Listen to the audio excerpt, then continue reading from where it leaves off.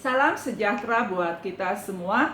Kiranya roh, jiwa, dan tubuh kita dalam keadaan sehat dan baik-baik saja. Kali ini kita akan membahas tentang belajar mencukupkan diri. Kita tahu bahwa pandemi sudah melanda dunia hampir 2 tahun. Dan pandemi ini mempengaruhi perekonomian bangsa-bangsa di dunia, ya. Dan kita juga melihat di negara kita Indonesia banyak perusahaan juga yang terguncang, ada yang tutup, dan ada juga yang mem-PHK sebagian karyawannya, dan ada juga yang memotong separuh gaji karyawannya untuk dapat bertahan hidup. Dan kita juga dapat melihat di sekitar kita ada banyak pedagang kecil seperti pedagang keliling, pedagang asongan juga sangat mengalami kesulitan. Tetapi apapun keadaan saat ini, kita harus dapat beradaptasi, kita harus dapat belajar untuk menghadapinya, dan sehingga kita dapat terus kuat. Karena kita tahu bahwa semua keadaan ini ada dalam kontrol tangan Tuhan. Nah, berbicara tentang belajar mencukupkan diri, perkataan ini pertama kali diserukan oleh Nabi Tuhan yang bernama Yohanes Pembaptis. Pada waktu itu bangsa Israel juga mengalami penderitaan. Memang bukan karena pandemi, tetapi bangsa Israel pada waktu itu dijajah oleh bangsa Roma, di mana kaisarnya pada waktu itu bernama Kaisar Tiberius. Kaisar Tiberius ini dikenal sebagai kaisar yang sangat jahat, lalim, dan selalu melakukan kekerasan. Dan hal ini tentu akan membuat orang-orang yang dijajahnya semakin menderita. Belum lagi pada waktu itu bangsa Israel juga mengalami penderitaan dari sesama mereka, di mana sebagian daripada mereka juga banyak yang melakukan perampasan, banyak yang melakukan kekerasan untuk boleh memiliki materi yang lebih, ya. Sehingga pada waktu itu firman Tuhan datang kepada Yohanes yang sedang berada di padang gurun, di mana pada waktu itu sebetulnya ada dua waktu itu. Ini kita bisa melihat seharusnya pada waktu itu harusnya ada satu imam yang memerintah, tetapi kemudian ada menjadi dua. Ini kita lihat bagaimana politik pada saat itu sangat kacau, ya. Dan pada saat keadaan inilah firman Tuhan datang kepada Yohanes, dan Yohanes menyerukan pertobatan pada waktu itu terhadap bangsa Israel maupun bangsa-bangsa yang di sekitarnya, ya. Pada waktu itu Yohanes menyerukan seruan pertobatan, dan atas seruan Yohanes ini ada sebagian yang mungkin menolak dan ada juga sebagian yang menerima. Nah, di antara yang menerima ini yaitu prajurit. Ada prajurit-prajurit. Nah, prajurit inilah yang bertanya kepada Yohanes. Cerita ini mungkin bisa kita baca di dalam Lukas 3, ya. Nah, prajurit ini bertanya kepada Yohanes. Kita dapat lihat di dalam Lukas 3 ayat 14. Prajurit ini bertanya, "Dan kami, apakah yang harus kami perbuat?" Katanya kepada Yohanes, ya. Dan Yohanes menjawab kepada mereka, "Jangan merampas dan cukupkanlah dirimu dengan gajimu." Jangan merampas dan cukupkanlah dirimu dengan gajimu. Kata cukup di sini di dalam NKJV bahasa Inggrisnya disebut adalah konten, dan dalam bahasa Inggris Alkitab bahasa Inggris yang lain, Bible yang lain, ada disebut juga satisfied. Artinya adalah puas. Kata cukup di sini adalah sebetulnya puas. Di mana dalam Alkitab mengajar kita agar kita merasa puas, menerima dan bersyukur apapun yang kita peroleh hari lepas hari, ya. Apa arti puas? Arti puas menurut KBBI atau Kamus Besar Bahasa Indonesia, di sana dikatakan merasa senang, juga lega, gembira, kenyang karena sudah terpenuhi hasrat hatinya. Nah, kita harus merasa senang, puas, dan juga lega atas setiap hasil yang kita peroleh baik itu hari lepas hari ataupun mungkin kalau bagi karyawan yang menerima gaji setiap bulan, kita harus merasa puas. Entah gaji kita mungkin sudah dipotong, kita harus bisa merasa puas. Entah pun mungkin juga pendapatan kita hari lepas hari, maka kita juga harus bisa merasa puas. Nah, apa yang membuat kita sebetulnya sering merasa tidak puas? Tentu banyak hal yang membuat kita merasa tidak puas. Mungkin kita melihat ke atas, orang-orang di atas kok kayaknya enak banget gitu ya. Mereka kayaknya tidak punya masalah dalam hal ekonomi, gampang-gampang aja untuk membeli sesuatu. Tetapi kita tidak juga tahu, mereka juga pasti punya masalah. Namun yang mau ditekankan di sini adalah berapapun yang kita peroleh hari lepas hari atau setiap bulan, kita harus bisa belajar puas ya. Orang yang puas tentu bisa mampu mencukupkan diri, bisa mampu belajar mencukupkan dirinya dengan apa yang ada padanya. Tetapi orang yang memiliki hasrat yang besar untuk akan uang atau sangat cinta akan uang, ia akan memperhambakan dirinya dengan uang. Maka tak heran bila pada zaman itu banyak sesama orang Israel saling merampas antara sesama bangsanya sendiri gitu loh. Sehingga yang sudah menderita semakin menderita. Nah, tak jarang juga karena hasrat, keinginan, banyak orang juga yang menjual dirinya. Dan banyak orang yang menjadi korupsi, menipu, dan banyak pekerjaan-pekerjaan yang tidak halal atau tidak benar dilakukan demi memenuhi keinginan hawa nafsu ya. Nah, tetapi pada saat inilah kita harus bisa belajar mencukupkan diri agar tidak jatuh kepada hal-hal tersebut yang barusan saya katakan. Beberapa terakhir-terakhir ini saya banyak menerima message yang mengatakan, Kak, tolong saya nggak punya uang. Kak, tolong saya lagi begini. Dan saya pun menjadi bingung gitu loh. Ini orang, kadang juga sebagian orang ini saya tidak kenal, tapi sebagian juga ada yang saya kenal. Nah, kok bisa sampai meminta-minta? Sementara firman Tuhan berkata di dalam Mazmur 37 ayat 25 yang berisi demikian. Dahulu aku muda, sekarang telah menjadi tua, tetapi tidak pernah kulihat orang benar ditinggalkan atau anak cucunya meminta-minta roti. Nah, pertanyaannya, kenapa banyak orang yang berkata adalah anak Tuhan menjadi peminta-minta? Tentu ada yang salah, dan kesalahan tersebut bukanlah berada pada Tuhan, karena Tuhan memberikan begitu limpahnya anugerah kepada kita.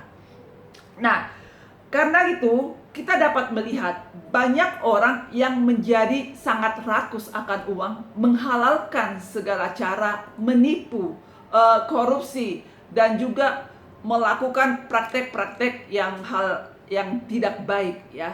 Sehingga mereka lupa bahwa pekerjaannya juga adalah merupakan ibadah. Nah, orang yang tidak pernah merasa cukup, pengamsal mengumpamakan itu seperti lintah. Kita tahu lintah ya. Lintah itu kalau dia belum kenyang, dia tidak akan puas. Dia akan gemuk dulu, baru dia mau jatuh. Dia akan menghisap darah orang yang di lengket ya, lintah lengket ya. Orang yang lengket ke lintah ini akan menghisapnya, kemudian lintah ini gemuk, jatuh, barulah dia melepaskan mangsanya gitu. Orang yang memiliki sifat seperti ini, suka merampas, suka menipu, suka korupsi, hanya mementingkan diri sendiri, pengamsal dalam Amsal 30 ayat 15 mengumpamakan orang seperti ini seperti lintah. Dan lintah ini selalu berkata, untukku, untukku, untukku, tanpa pernah berpikir akan orang lain. Nah, semoga kita jangan seperti ini ya. Dan juga semoga di dalam keadaan seperti ini kita tidak menjadi hamba uang. Tetapi kita harus belajar juga bagaimana kita mencukupkan diri dan juga belajar bagaimana kita memperhatikan di sekitar kita. Tetapi sesulit apapun keadaan kita, jangan menjadi orang yang suka meminta-minta. Karena ketika engkau meminta-minta, engkau sedang menunjukkan bahwa Tuhan itu tidak baik.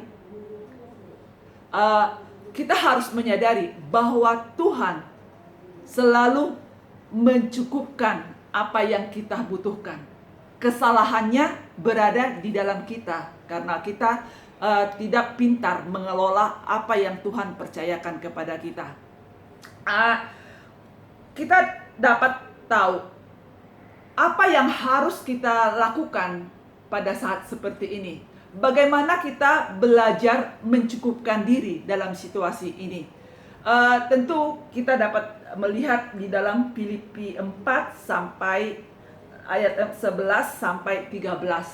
Di sana Paulus mengajarkan kita demikian, bahwa Paulus berkata bahwa ia telah belajar mencukupkan diri dalam segala keadaan. Nah, berarti kita di sini diperintahkan dalam segala keadaan kita harus bisa mencukupkan diri. Seperti kata saya tadi, kata mencukupkan diri di sini adalah puas, yaitu kita harus bisa merasa lega. Berapapun yang bisa kita dapat hari ini, kita harus merasa lega, senang, mengucap syukur karena hasrat hati kita telah dipenuhi oleh Tuhan. Dan kita juga harus belajar mengelola berapapun yang dikasih Tuhan. Misalnya, kita tidak mampu untuk lagi membeli atau misalnya nih untuk menghemat ya. Ada banyak orang yang kreatif agar tidak membeli cabai, dia menanam cabai di lahan-lahan yang sekalipun itu kecil. Dan saya sendiri melakukannya. Saya menanam cabai di sekitar tempat saya. Dan itu kadang saya petik. Dan lumayan. Sehari uang cabai bisa berkurang ya kan. Nah, dan juga ada banyak orang yang kreatif. Mereka menciptakan makanan-makanan dari bahan-bahan yang sederhana. Misalnya dari tahu, tempe. Untuk bisa mengurangi segala sesuatu. Dengan begitu kita mulai harus belajar mencukupkan diri. Dan kita perlu belajar. Untuk mencukupkan diri ini kita perlu belajar. Kita tahu mungkin style hidup kita sebelumnya tinggi. Tetapi oleh karena keadaan sekarang, ekonomi kita terimbas, mau tidak mau kita harus belajar untuk menyesuaikan diri. Dan bagi orang yang misalnya ngontrak nih ya, dalam satu ruangan misalnya dia biasanya ngontrak yang 1 juta lebih, ya carilah yang semampunya.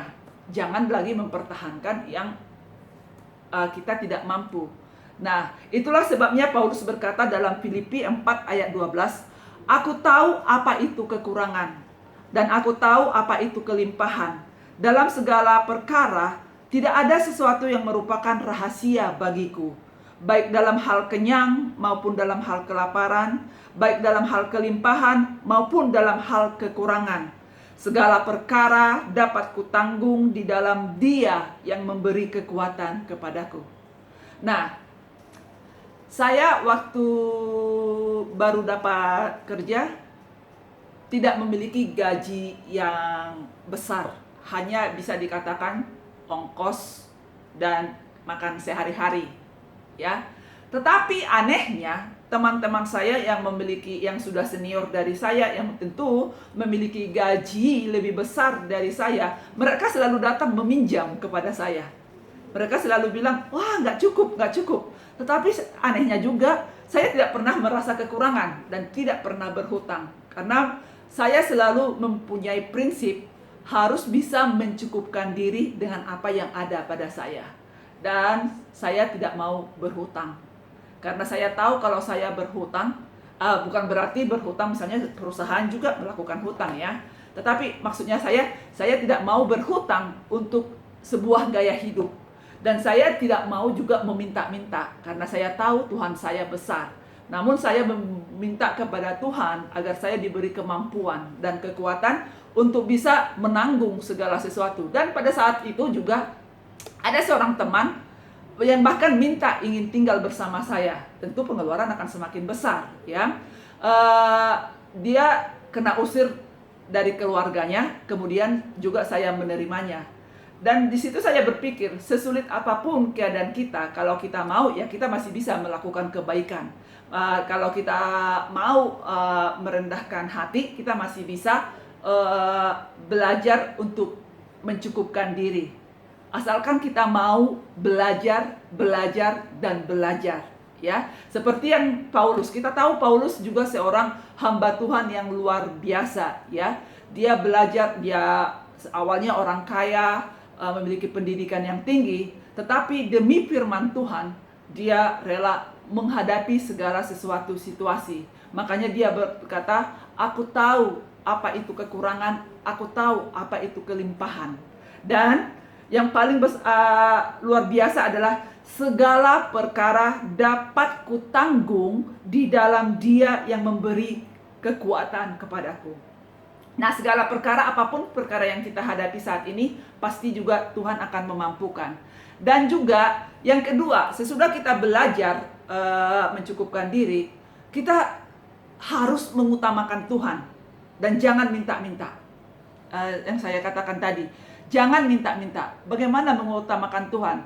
Kita tahu ada seorang janda di Sarfat. Alkitab menjelaskannya. Ini dapat kita lihat di dalam 1 Raja-Raja 17 ya. 1 Raja-Raja 17 1 Raja-Raja 17 ya, 1 Raja-Raja 17 ayat 7 sampai 24. Di sana diceritakan ada seorang janda di Sarfat. Janda ini miskin dan pekerjaannya adalah mengumpulkan kayu. Tetapi pada saat itu Elia sedang berada di Sungai Kerit. Firman Tuhan datang kepadanya, pergilah ke Sarfat. Di sana seorang janda sudah saya perintahkan untuk memberikanmu makan. Ternyata janda ini adalah seorang yang miskin. Nah, pada saat Elia bertemu dengan janda ini, dia meminta air. Kita tahu pada saat itu masa kekeringan dan air tentu sulit didapat. Dan Elia berkata kepada janda ini, tolong berikan kepada saya air. Dan janda ini pun mengambil air. Tapi saat dia hendak mengambil air, Elia lagi berteriak, dan juga tolong sediakan kepada saya, tolong sediakan saya roti. Kelihatannya kurang sopan ya, tetapi memang begitulah karakter setiap orang beda-beda. Dan disitulah kita melihat bagaimana Tuhan memakai banyak orang sesuai dengan karakter masing-masing ya. Dan ketika Elia meminta roti, janda ini berkata, saya hanya punya segenggam tepung dan sedikit minyak di buli-buli. Jika ini habis, kami tidak punya makan lagi. Tetapi Elia bilang, iya saya tahu, tapi lakukanlah. Buatkan dulu lebih dahulu kepada saya roti. Dan dengan taat janda yang miskin ini melakukan seperti yang dikatakan oleh Elia. Dan tahu apa yang terjadi? Ketika janda ini taat akan perintah Tuhan, sebelum janda ini melakukan itu, firman Tuhan datang kepadanya. Seperti kita tahu tadi, Tuhan berfirman kepada Elia, aku sudah memerintahkan seorang janda untuk memberikan kamu makan. Dan janda ini meskipun miskin, dia taat. Dia tetap melakukan seperti yang diperintahkan oleh Tuhan. Nah, begitu juga dengan kita. Ketika kita mengalami kesulitan, kita perlu datang kepada Tuhan lebih dahulu. Ketika Tuhan berfirman, kita lakukan dengan taat. Kita lakukan dengan penuh iman. Dia pasti akan menolong kita.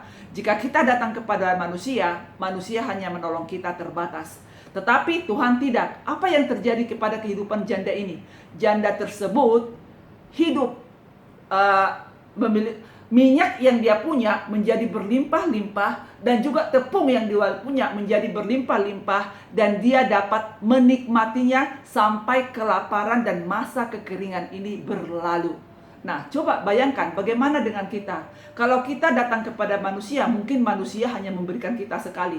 Tetapi kalau kita datang kepada Tuhan, Dia adalah sumber segala-galanya. Dia akan memberikan kepada kita sesuai dengan apa yang kita butuhkan. Dan Dia Tuhan yang bertanggung jawab. Dia Allah yang baik, Bapa yang baik, yang tidak akan pernah memberikan ular ketika anaknya meminta ikan.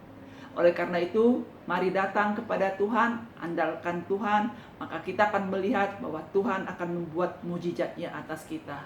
Terpujilah nama Tuhan, Tuhan Yesus memberkati kita semua. Amin.